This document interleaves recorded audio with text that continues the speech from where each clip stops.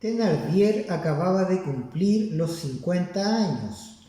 Su esposa frisaba en los 40, que son los 50 de la mujer, de modo que entre la mujer y el marido se hallaba equilibrada la edad. Los lectores han conservado tal vez desde su primera aparición algún recuerdo de la mujer de Thénardier, alta, rubia, colorada, gruesa, membruda, cuadrada, enorme y ágil. Ya hemos dicho que procedía de la raza de esas salvajes colosales que en las ferias levantan del suelo grandes piedras con los cabellos.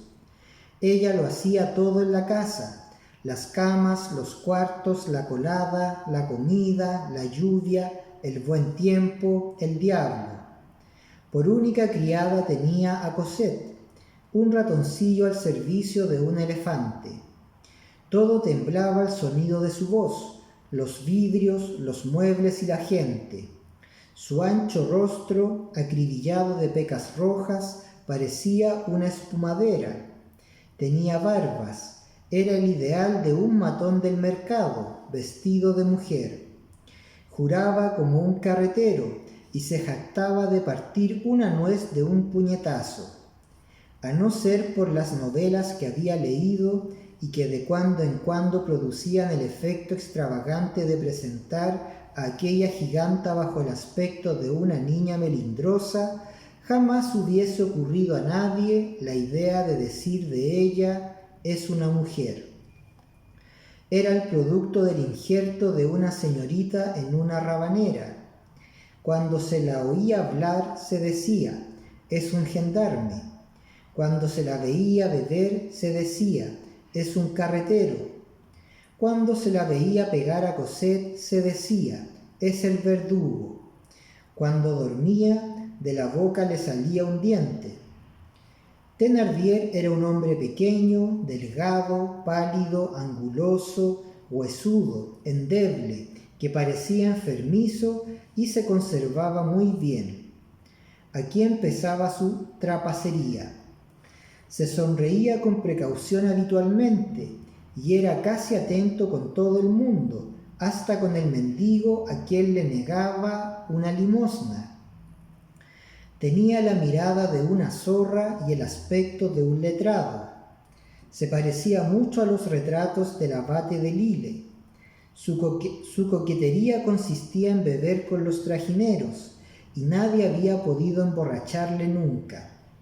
Fumaba en una pipa muy grande, llevaba una blusa y debajo una casaca negra, muy vieja. Tenía pretensiones de literato y de materialista. Pronunciaba con frecuencia ciertos nombres para apoyar todo lo que decía, como Voltaire, Raynal, Porny y, cosa extraña, San Agustín. Afirmaba tener sistema. Por lo demás, era un estafador, pero estafador por principios y reglas científicos, matiz que existe.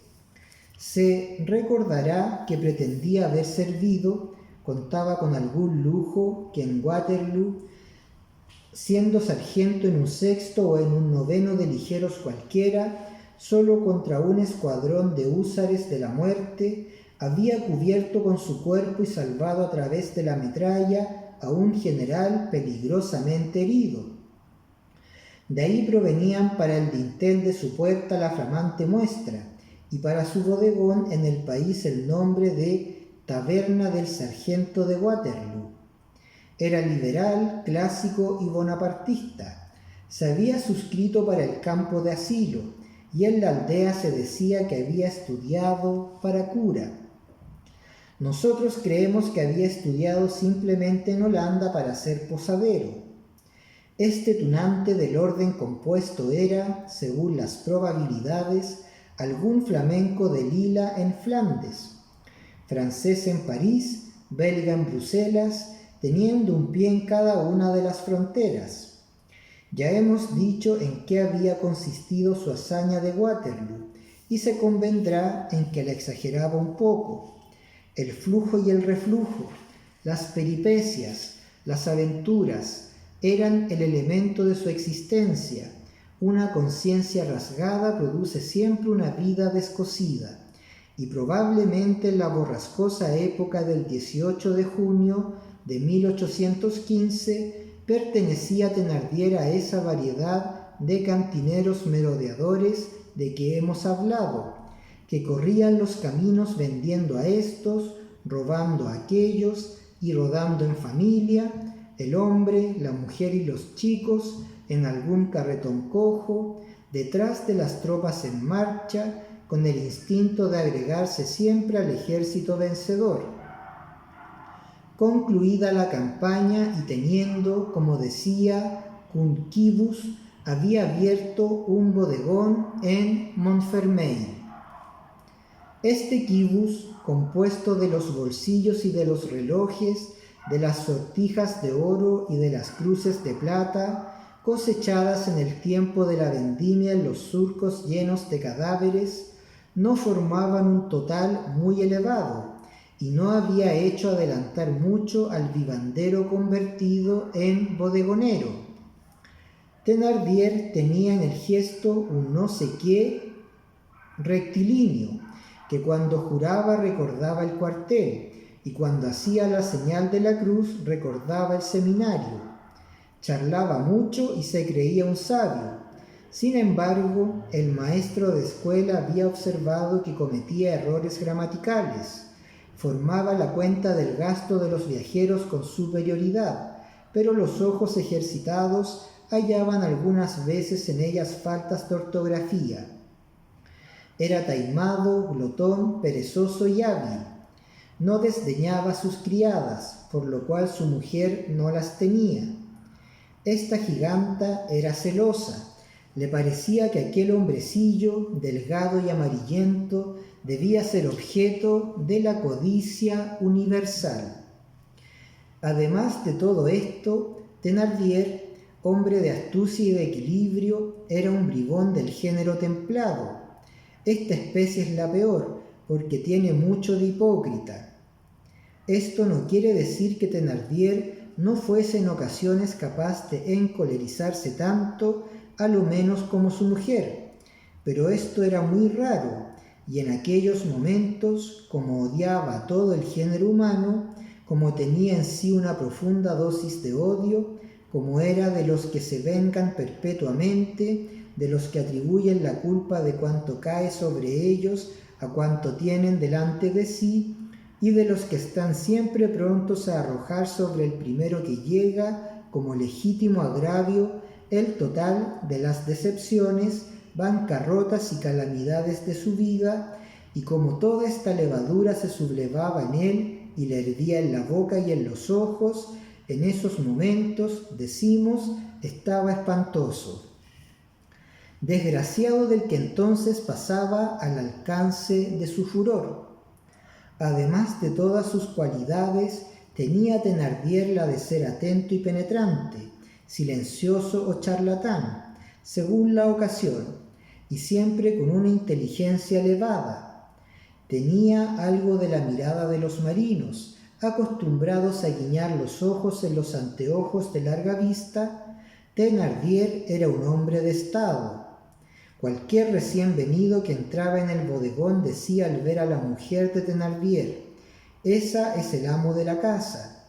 Error, no era ni aun el ama. El amo y el ama era el marido. Ella hacía, él creaba. Dirigía todo por una especie de acción magnética invisible y continua. Una palabra le bastaba, algunas veces una señal. El mastodonte obedecía. Thénardier era para su mujer, sin que ella pudiera explicarse la causa, una especie de ser particular y soberano. Tenía las virtudes de su modo de ser. En la vida hubiese ella disentido en un detalle del señor Thénardier, hipótesis por lo demás inadmisible, ni hubiese quitado la razón a su marido públicamente en ninguna cosa del mundo. Jamás habría cometido delante de extraños esa falta que con tanta frecuencia cometen las mujeres y que en lenguaje parlamentario se llama dejar en descubierto a la corona. aunque su conformidad y mutuo acuerdo no tuviese por resultado sino el mal, había cierta contemplación en la sumisión de la Thénardier a su marido. Esta montaña de ruido y de carne se movía bajo el dedo meñique de aquel frágil déspota. Visto este matrimonio por su lado mezquino y grosero, se verificaba en él el gran fenómeno universal de la adoración de la materia por el espíritu, porque ciertas fealdades tienen su razón de ser en las profundidades mismas de la belleza eterna. En Thénardier había algo de lo desconocido, de aquí el imperio absoluto de este hombre sobre su mujer. En ciertos momentos le veía a ésta como una luz encendida, en otros lo sentía como la garra de una fiera.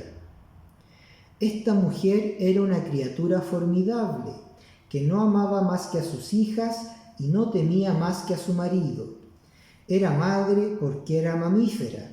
Por lo demás, su maternidad no pasaba de sus hijas y, como se verá más adelante, no se extendía a los varones.